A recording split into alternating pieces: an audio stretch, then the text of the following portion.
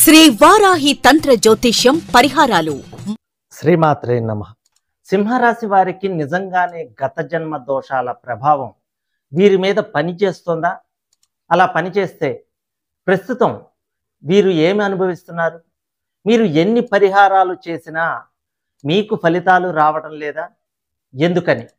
సింహరాశి వారికి గ్రహశాంతులు పూజలు కొందరికే ఎందుకు పూర్తి ఫలితాలను ఇస్తున్నాయి? నిజంగా మీరు చేసే పూజలు అసలు మీ జాతకానికి సంబంధించినవేనా? ఒకరికి రాజయోగాన్ని ఇచ్చిన రెమెడీ మీకు రాజయోగం ఇస్తుందా? ఇవ్వకపోవడానికి కారణం ఏంటి? ఈ విషయాలన్నీ కూడా యోగులు ఋషులు తంత్ర గ్రంథాలలో ధృతకర్మ అధృతకర్మ అధృత కర్మల గురించి వాటి తంత్ర పరిహారాల గురించి తెలియజేశారు. సింహరాశి వారు ఖచ్చితంగా తెలుసుకోవాల్సిన విషయాలు ఈ రాశి వారు గత జన్మ ప్రస్తుత జన్మ వివరాలు వాటి పరిహారాలు పూర్తిగా తెలుసుకోవాలనుకునేవారు స్కిప్ చేయకుండా పూర్తి వీడియో చూడండి. ఎన్నో ఆసక్తికరమైన విషయాలు పురాతన తంత్ర గ్రంథాల ద్వారా కొన్ని, అనుభవపూర్వకంగా తెలుసుకున్నవి కొన్ని మీకు తెలియజేస్తాను. ఈ విషయాల మీద మీ అమూల్యమైన అభిప్రాయాన్ని ఖచ్చితంగా కామెంట్ సెక్షన్లో కామెంట్ చేయండి. ఏ పొరపాట్లు గత జన్మలో చేశారో తెలుసుకుంటే ఈ జన్మలో వాటిని దిద్దుకుని ప్రస్తుత జన్మను రాబోయే జన్మను సుఖవంతం చేసుకోవచ్చు. అందుకు ఉపయోగపడేది తంత్ర జ్యోతిష్య శాస్త్రం అని ప్రతి ఒక్కరూ గుర్తించాలి. అయితే ఈ కర్మలు ఏమిటి, వీటికి ఎటువంటి పరిహారాలు చేసుకోవాలి అనే విషయాలు చివరిలో తెలియజేస్తాను. ఒక వ్యక్తి జాతక చక్రంలోని గ్రహం యొక్క స్థితిని బట్టి ఆ వ్యక్తికి ధృత కర్మ ఉందా, అధృత కర్మ ఉందా, అధృత కర్మ ఉందా అన్న విషయం తెలుసుకోవచ్చు.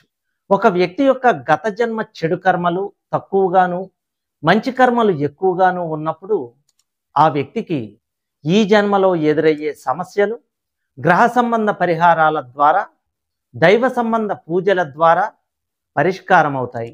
ఇంకొక ముఖ్య విశేషం ఏంటంటే గత జన్మ పాపకర్మ విపరీతంగా ఉన్న వ్యక్తులకు తీవ్రమైన రోగబాధలు ఇతర కష్టాలు ఈ జన్మలో సంపూర్తిగా అనుభవించాలని విధి నిర్ణయిస్తుంది. అలాంటి జాతకులు ఈ పరిహారాల వల్ల ఏ ప్రయోజనం ఉండదు, డబ్బు సమయం వృధా అవుతుంది. అయితే వాళ్ళకి వాళ్ళ చెడు కర్మ అనుభవించాల్సిన యోగం ఉన్న కారణంగా వాళ్ళు దేవుడిని నమ్మరు, ఆ దేవుడికి సంబంధించిన పరిహారాలను నమ్మరు.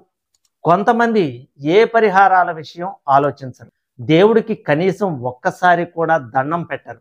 కానీ అలాంటి వారి కుటుంబాల్లో సంపద పొంగి పొరలిపోతూ ఉంటుంది.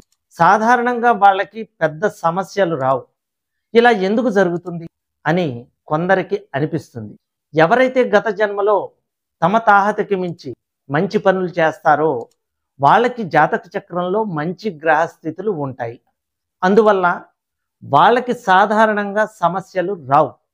ఒకవేళ వచ్చినా వాళ్ళు గత జన్మలో చేసిన పుణ్యం కారణంగా వాళ్ళు ఆ సమస్యల నుండి చాలా తేలిగ్గా బయటపడతారు. నేను చెప్పే లక్షణాలు కనుక మీరు కలిగి ఉంటే ఖచ్చితంగా కామెంట్ సెక్షన్లో కామెంట్ చేయండి. ఫస్ట్ ధృత కర్మ గురించి.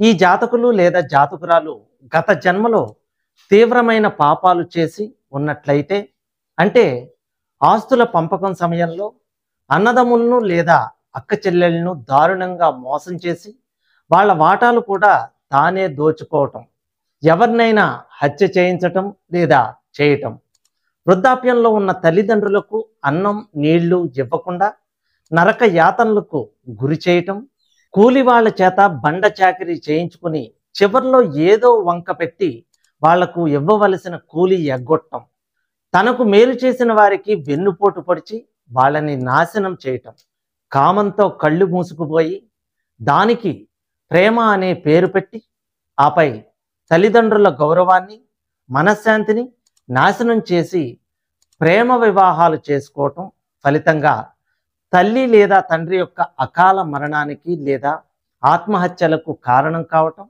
ఇలాంటి చెడు కర్మలను ధృత కర్మ అని పిలుస్తారు. ఇలాంటి పాపాలు గత జన్మలో చేసిన జాతకులకు ఈ జన్మలో అతి దారుణమైన కష్టాలు ఎదురవుతాయి. చెప్పుకోవటానికి వీలు కాని వ్యాధులు పీడిస్తాయి.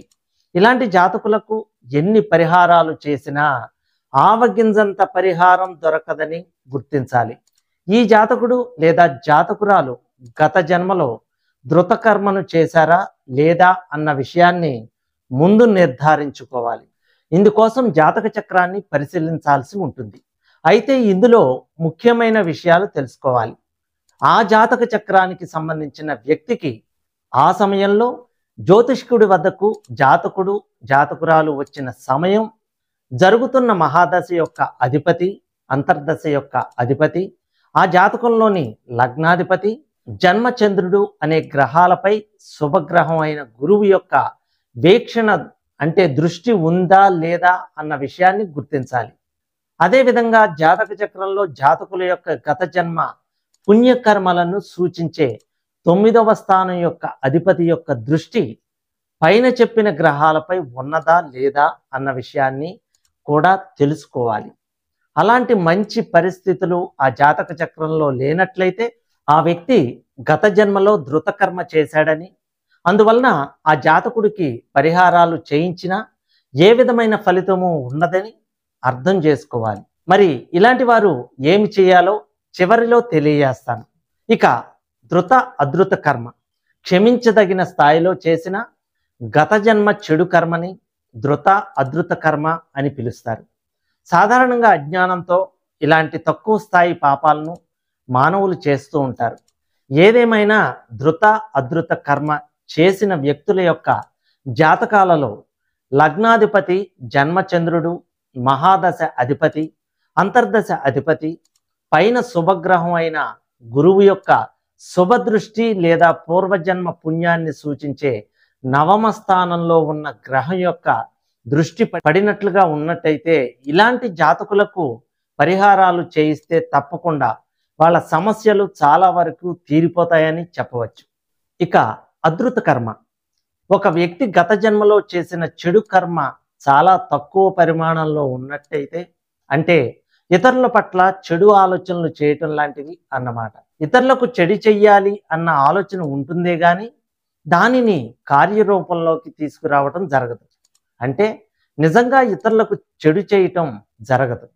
ఏదేమైనా ఇతరులకు చెడు చెయ్యాలని ఆలోచించటం కూడా కొంతవరకు పాపమే గనుక ఆ పాపానికి తగినట్లుగా ఒక స్థాయి కష్టాలను ఆ వ్యక్తి ఈ జన్మలో అనుభవించటం జరుగుతుంది. జాతక చక్రాన్ని పరిశీలించినప్పుడు జాతక చక్రంలో గురువు లేదా 9వ స్థానాధిపతి ఆ జాతకంలోని లగ్నంలో ఉండటం లేదా జన్మచంద్రుడితో కలిసి ఉండటం లేదా మహాదశాధిపతి లేదా అంతర్దశాధిపతితో కలిసి ఉండటం కనిపిస్తుంది. ఈ స్థితిని బట్టి అర్థం చేసుకోవాల్సింది ఏంటంటే ఈ జాతకుడికి జాతకురాలికి ఏ విధమైన పరిహారాలు చేయవలసిన పని లేదు. ఆ వ్యక్తికి వచ్చిన కష్టాలు వాటంతటవే కొద్ది కాలంలోనే తొలగిపోతాయని గ్రహించాలి. ఇంకా 2 రకాల పరిహారాలు ఉంటాయని తంత్రశాస్త్రాలు తెలియజేస్తున్నాయి. వాటి వివరాలు క్లుప్తంగా తెలియజేస్తాను. దృష్ట శాంతి ఈ విధానంలో ఒక సమస్యకి ఏ పరిహారం చేస్తున్నారో దానికి ఎలాంటి ఫలితం వస్తుందో పరిహారం చేయించుకునే వ్యక్తికి, చేయించే పండితుడికి స్పష్టంగా తెలిసి ఉండాలి. ఇక్కడ సమస్య ఏమిటో, దానికి పరిష్కారం ఏమిటో ఆ సమస్యని ఎదుర్కొంటున్న వ్యక్తికి, ఆ సమస్యకి పరిష్కారం చూపిన వ్యక్తికి కూడా తెలిసి ఉండాలి. ఈ రకమైన పరిహారాన్ని దృష్ట శాంతి అని పిలుస్తారు. ఇక అదృష్ట శాంతి, అదృష్ట అనగా కంటికి కనపడనిది అని అర్థం. కేవలం జ్యోతిష్య పండితుడికి జాతకుడి యొక్క జాతక చక్రంలో మాత్రమే ఈ అదృష్ట శాంతి గురించి, అంటే కంటికి కనపడని ప్రభావాలు కలిగిన శాంతి అంటే పరిహారాల గురించి కనిపిస్తుంది. ఈ విధానంలో జాతకుడు జ్యోతిష్య పండితుడు చెప్పిన పరిహారాలను మరొక ఆలోచన లేకుండా, అంటే మారు మాట్లాడకుండా చేయించుకుంటాడు.